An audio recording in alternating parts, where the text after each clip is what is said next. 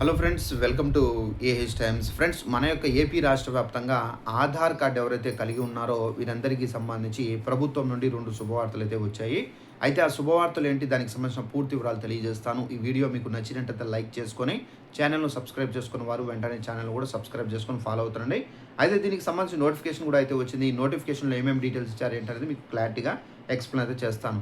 మన యొక్క ఏపీ రాష్ట్ర వ్యాప్తంగా ఆధార్ కార్డ్ అనేది చాలా వరకు మోస్ట్ ఇంపార్టెంట్. ప్రతి పథకానికి కానివ్వచ్చు, పిల్లలకు సంబంధించి స్కూల్లో కానివ్వచ్చు, ప్రతి ఒక్క విషయానికి మనకు రేషన్ కార్డు కన్నా మనకు ఆధార్ కార్డ్ అత్యంత కీలకం అయితే మారింది.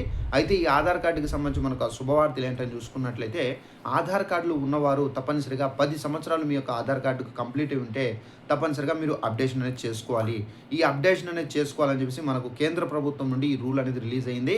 అయితే చాలామంది ఆంధ్రప్రదేశ్ రాష్ట్రంలో ఇంకా అప్డేషన్ అనేది చేసుకోలేదు. అసలు అప్డేషన్ అంటే ఏంటో కూడా వాళ్ళకి చాలా వరకు తెలియదు. సో అప్డేషన్ అనేది మీరు తప్పనిసరిగా మీ యొక్క ఆధార్ కార్డ్ అనేది మీ యొక్క డేట్ అనేది ఉంటుంది, ఆధార్ కార్డు తయారైన డేటు. సో ఆ డేట్ నుంచి ఇప్పటి వరకు మీకు 10 సంవత్సరాలు కంప్లీట్ అయ్యాయా లేదా అనేది చెక్ చేసుకోండి. ఒకవేళ కంప్లీట్ అయి ఉంటే కనుక వెంటనే మీరు అప్డేషన్ అనేది చేసుకోవాలి. 2 విధాలుగా చేసుకోవచ్చు. ఒకటి ఆఫ్లైన్లో చేసుకోవచ్చు, ఆన్లైన్లో చేసుకోవచ్చు. ఆన్లైన్లో మనము ఏంటంటే ఆధార్ పోర్టల్కి వెళ్ళి మీరు అప్డేషన్ అనేది చేసుకోవచ్చు.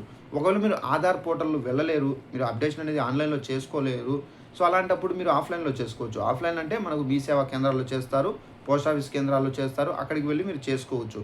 అలాగే మనకు ఆధార్ కార్డులో ఉన్న వారికి సంబంధించి మనకేంటంటే తొందరపాటులో మన యొక్క పేర్లు కానివ్వచ్చు, డేట్ ఆఫ్ బర్త్ కానివ్వచ్చు, చిరునామా కానివ్వచ్చు, సో ఈ విధంగా మనకు ఏదో ఒకటి ఏంటంటే తప్పుగా ప్రింట్ అయి ఉంటుంది. సో మనకు స్పెల్లింగ్ మిస్టేక్ రావడము, సో వీటిని మార్పులు చేర్పులు చేసుకోవడానికి కూడా మనకు కేంద్ర ప్రభుత్వం శుభవార్త అయితే చెప్పారు.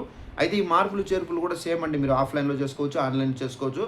ఆన్లైన్లో కూడా మీరు ఆధార్ పోర్టల్ ద్వారా మీరు చేసుకోవచ్చు. ఆఫ్లైన్లో వెళ్ళాలంటే మీరు తప్పనిసరిగా మీ సేవా కేంద్రాల్లో చేసుకోవాలి, లేదంటే కనుక పోస్ట్ ఆఫీస్ కేంద్రాలు.